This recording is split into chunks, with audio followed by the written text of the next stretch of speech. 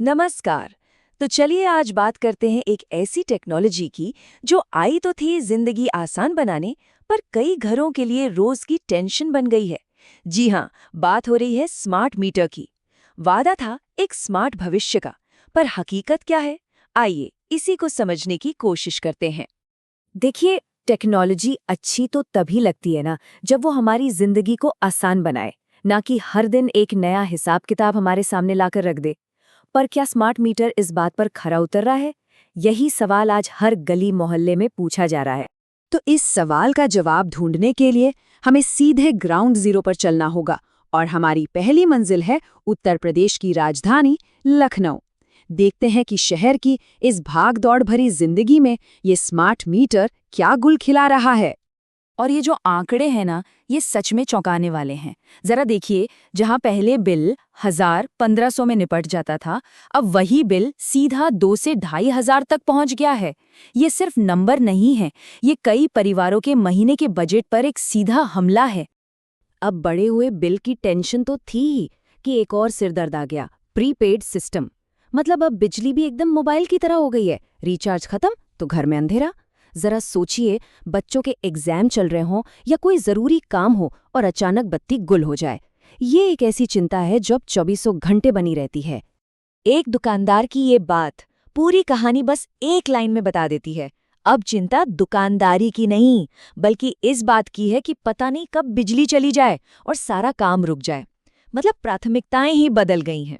ये तो बात हुई शहर की, लेकिन असली भारत तो गांव में बसता है ना? तो चलिए अब रुख करते हैं अयोध्या के ग्रामीण इलाकों का, जहां ये मुसीबत और भी बड़ा रूप ले लेती है। और ये सवाल एकदम मुद्दे की बात करता है। सोचिए, वो लोग जिनकी रोज की कमाई ही पक्की नहीं है, जो दिहाड़ी पर काम करते हैं, उनके लिए रोज रोज का ये रिचार्ज सिस्टम क्या वाकई आसान हो सकता है?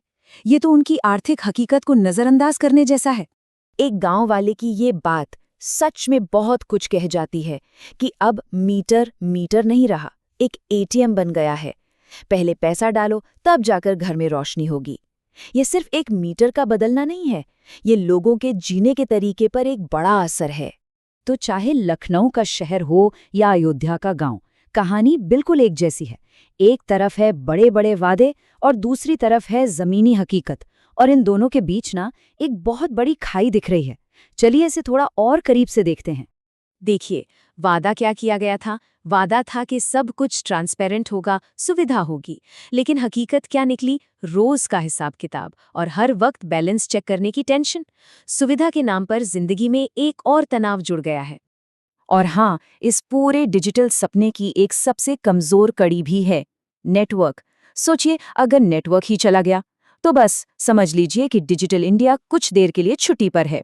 न रिचार्ज होगा, न सही रीडिंग आएगी। तो फिर शहर हो या गांव, हर जगह से एक ही आवाज उठ रही है। ये उन लोगों की आवाज है जो इस नए सिस्टम से परेशान हो चुके हैं, और उनकी मांग ना बिल्कुल साफ और सीधी है। देखिए, लोग टेक्नोलॉजी के खिलाफ नहीं है, वो बस राहत चाहते हैं। इन बढ़े हुए बिलों से राहत, बार बार रिचार्ज करने के इस झंझट से राहत। उन्हें एक ऐसी तकनीक चाहिए जो जिंदगी को सच में आसान बनाए, न कि उसमें एक और मुश्किल खड़ी कर दे।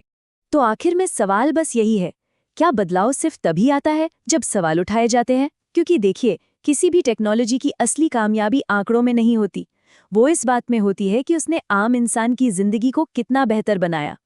अब सवाल ये है कि क्या स्मार्ट मीटर इस इम्तिहान में पास हो पाएगा? इसका जवाब शायद वक्त ही देगा।